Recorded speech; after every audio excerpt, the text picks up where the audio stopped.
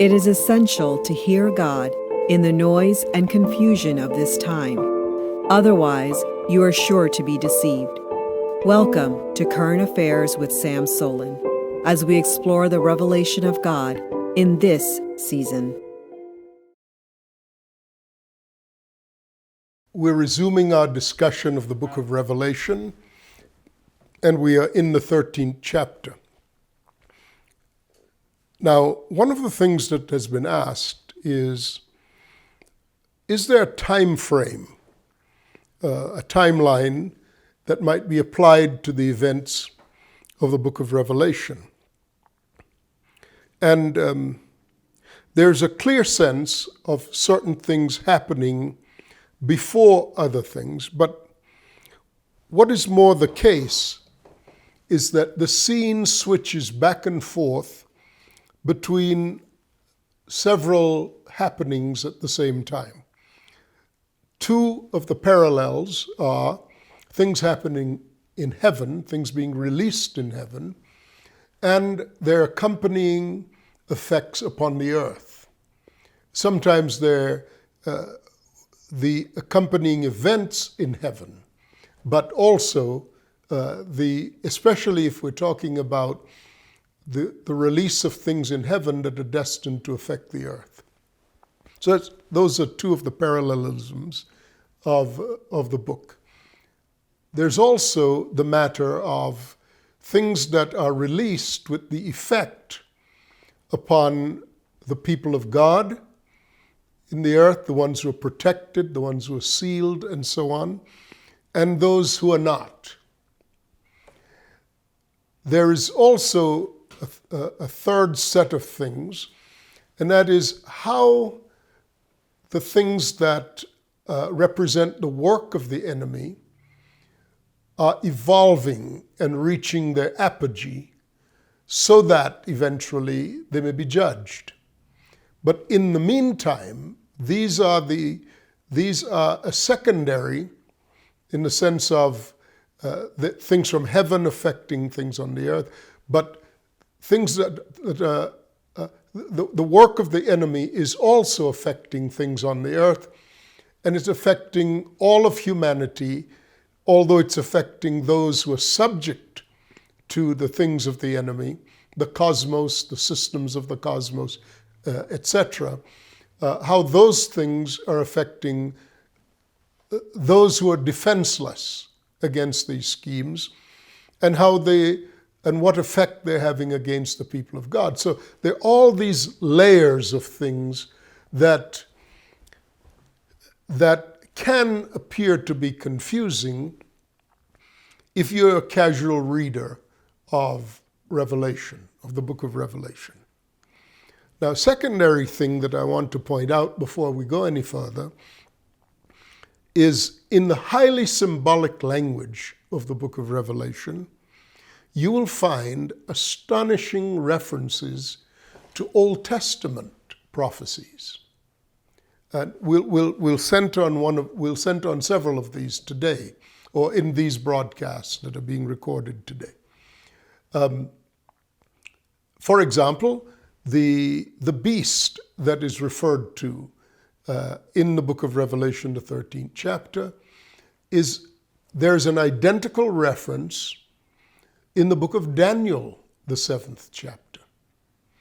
And in another passage where it speaks of whoever is to go into captivity who will go, that's also a reference from the Old Testament, from the 15th chapter of the book of Jeremiah. And there it has precise application to Israel at a particular time, and we'll unpack all of that as we go, particular time when it's about to go into Babylonian captivity. And so against the background of all of that, we have the spirit of Babylon, and importing the importance of these Old Testament scriptures, which were true and applicable to those times, but long after those times are fulfilled, long after those direct applications to the condition primarily of Israel, but not exclusively. After those have been fulfilled, here they are again in the book of Revelation with no possibility that they're designed to be fulfilled in an antecedent context, which means that they're meant to, the prior things are meant to inform us and shed light upon how they are meant to be fulfilled in the future. So these are some few keys of understanding, and I will attempt to reference them as we go forward in this series of messages. Periodically, in our journey through the book of Revelation, I will stop and give you either a summary of things that we've seen before, or lay out understandings that will be helpful in the way that you are to view the book of Revelation. All right, now, I have done some already on the 13th chapter, so I'm going to give a very light brush. My brush strokes here will be very light. I'll hit the high spots as we go through up until about the 5th or 6th verses. Then we'll begin to drill down, because that represents new territory. So he said, I stood on the sand of the sea, and I saw a beast rising up out of the sea, having 7 heads and 10 horns, and on his horns 10 crowns, and on his heads a blasphemous name. All right, now you'll see the same thing in Daniel 7. In his dream, Daniel said he was standing on the seashore, and instead of one beast, 4 great beasts arose out of the sea. Let me point out that in the reference to the word sea in the book of Revelation, in the 17th chapter, it specifically speaks of how the sea on which the woman resides are nations and peoples and languages.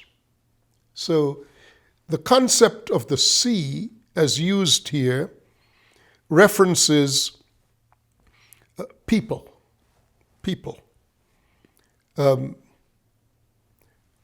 And so in our proceeding to understand the book of Revelation and proceeding to understand this particular symbol in Revelation 13:1, the vision is of, and if you allow me to collapse the book of Daniel, the 7th chapter, and the clear teachings, the clear interpretations that were given to Daniel, he was told, for example, the 4 great beasts are 4 kingdoms that will arise from the earth.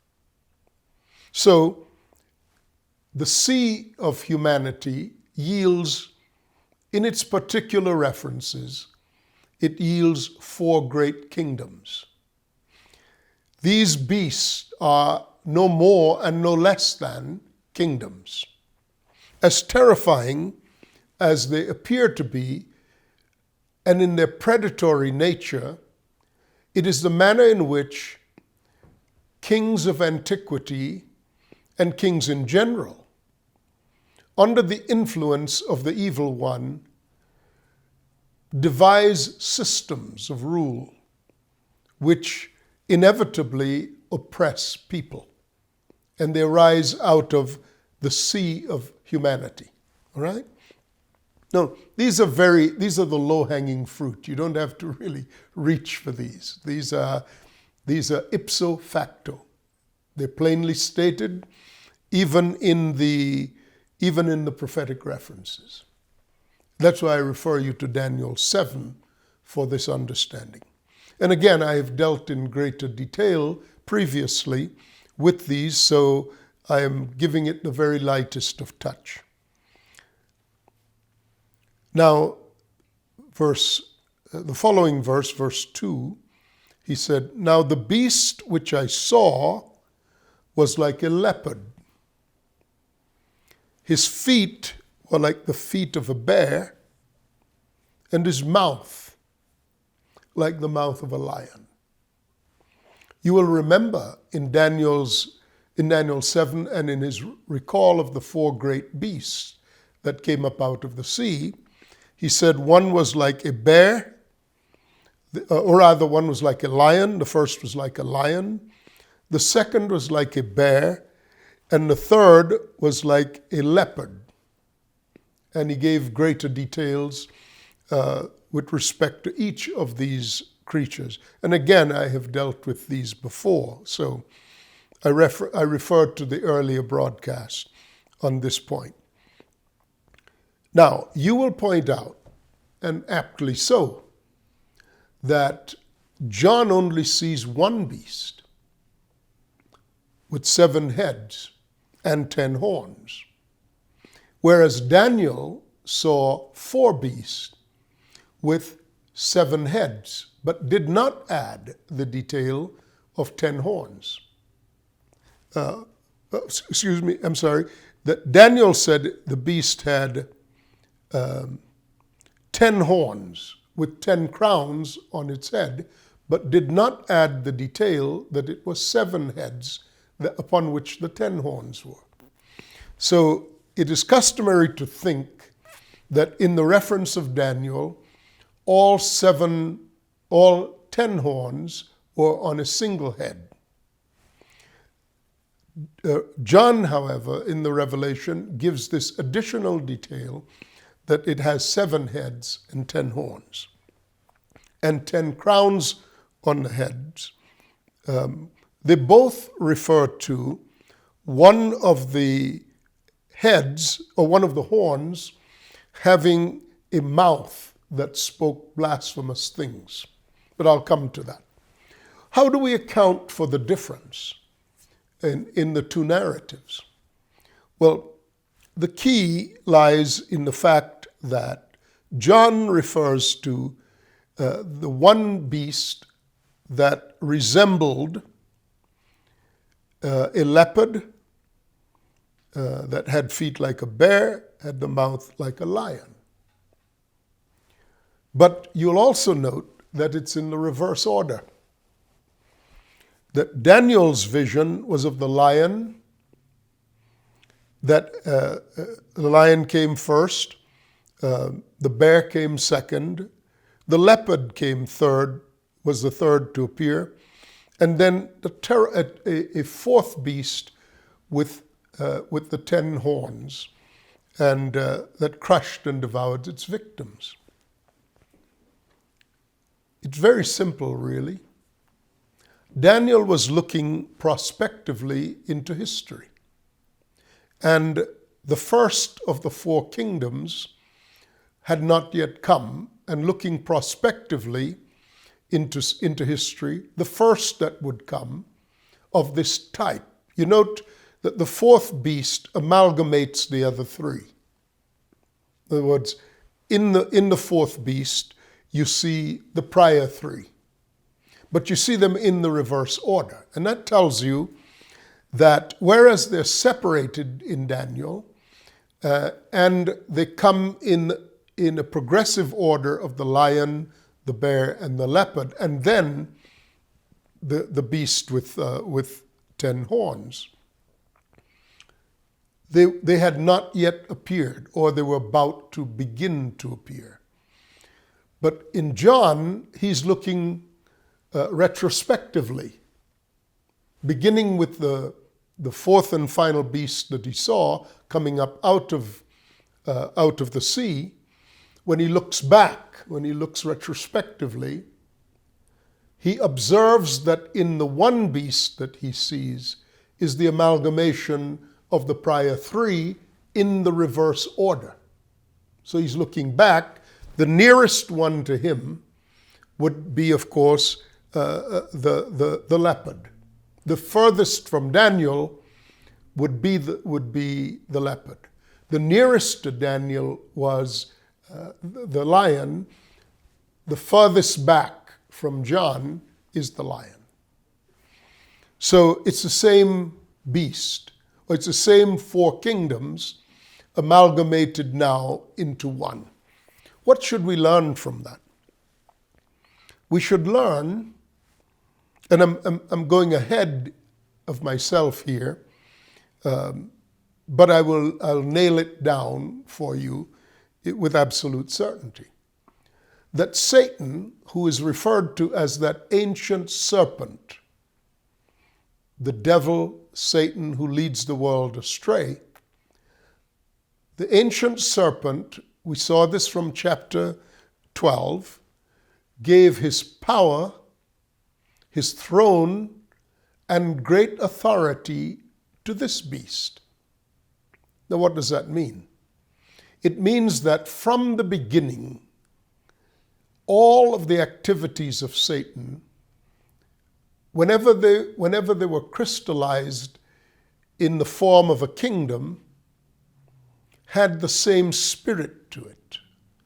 All three prior kingdoms are predatory, which means that inasmuch as they are kingdoms arising out of the sea of mankind, their effect would be to deny the liberty, deny the joy, deny righteousness, deny peace, and all of the rest of what you associate with the oppressive nature of the kingdom of darkness. And indeed, these kingdoms would be the best indications of darkness, advancing progressively through the history of mankind to reach their apogee in this compounded form of a beast with 7 heads and 10 horns. So it's the same exact thing, except that in the Old Testament it had its fulfillment in kingdoms such as the Babylonian Empire, the empire of the Medes and the Persians, the empire of the Greeks, and the empire of the Romans,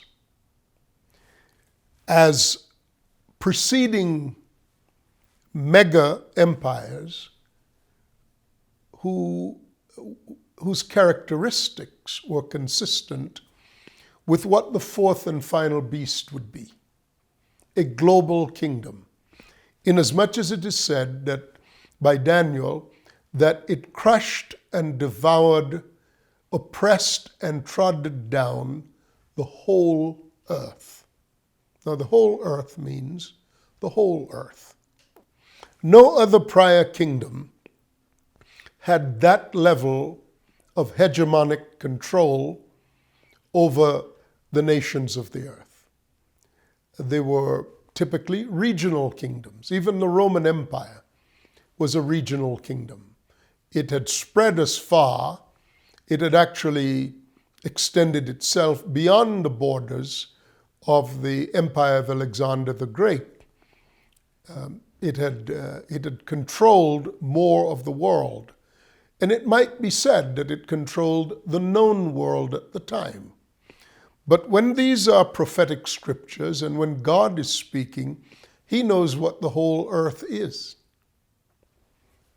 So when he speaks of provisional references, things that are designed to give us a sense of what, when the compendium of it is all wrapped up, what it would look like, he's using these prior examples to acquaint us with what we might expect when the fullness of the thing that is being referenced or hinted at in previous administrations finally arrives.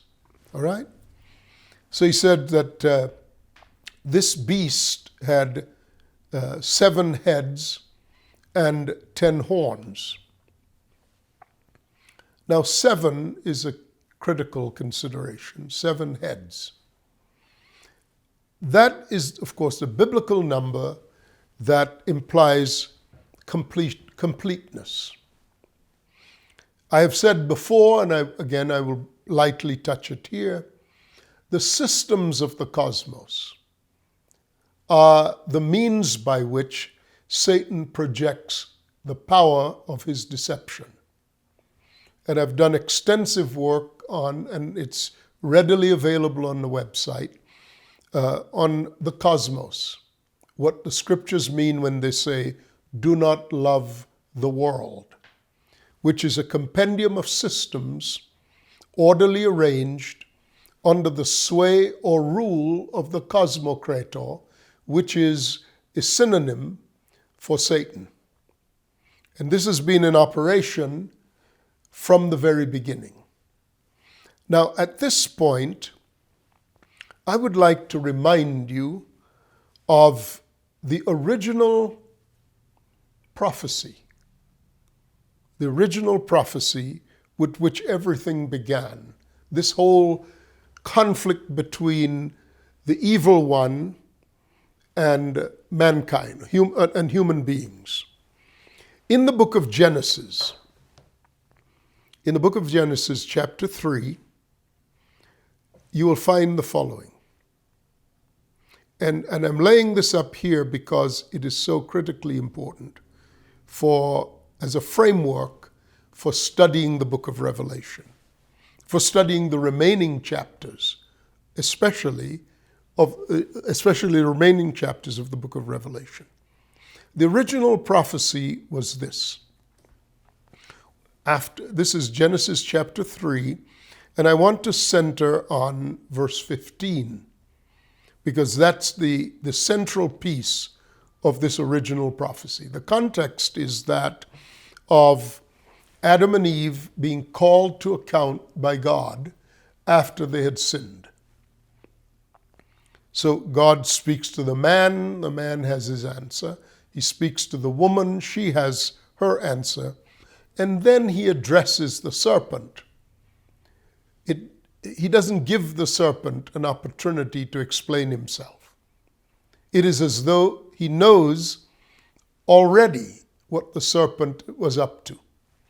So God simply said to the serpent in Genesis 3:14, because you have done this. He didn't say, what have you done? He said that to the woman, he said that to the man, but to the serpent he said, because you have done this, you are cursed more than all cattle, and more than every beast of the field. On your belly you shall go, and you shall eat dust. The word is oper, all the days of your life. And here's the first prophecy of Scripture, and the one that involves the conflict between Satan and the sons of Adam and Eve. And I will put enmity between you and the woman, between your seed and her seed. He shall bruise your head, and you shall bruise his heel. Let's unpack that for a moment. So there was going to be enmity between the seed of the woman. Now, who is the seed of the woman? It's interesting that he doesn't say the seed of the man, but rather the offspring of the woman. Why? And it's interesting also that he speaks of the seed singular. The scriptures have made quite a matter of singular references relative to the seed versus plural. For example, in the book of Hebrews, chapter 3, at about in the book of Galatians, chapter 3, at about verse 25 and following, he makes that distinction between seeds and seed, singular. So it's not some sleight of hand reference. The seed of the woman is Christ. What is the seed of the serpent? Small snakes? No. The word here in the Hebrew is the offspring. So whatever has been created by the serpent. Whatever has been created by the serpent. I don't have time to unpack, only to refer to the fact that he said, the seed of the woman. A clear reference to Christ. And I will point out that in this clear reference to Christ, he intends to include us. And the fact that it's the seed of the woman as opposed to the seed of the man, he's not a descendant of Adam in the flesh. He's the last Adam. He is the Son of God who comes through the woman and is not credited, except in genealogical reference, is not credited as part of the original creation, but a new creation. God himself incarnate, coming in human form to do battle, as it were, with the serpent. Now, the seed of the serpent. Here you will see if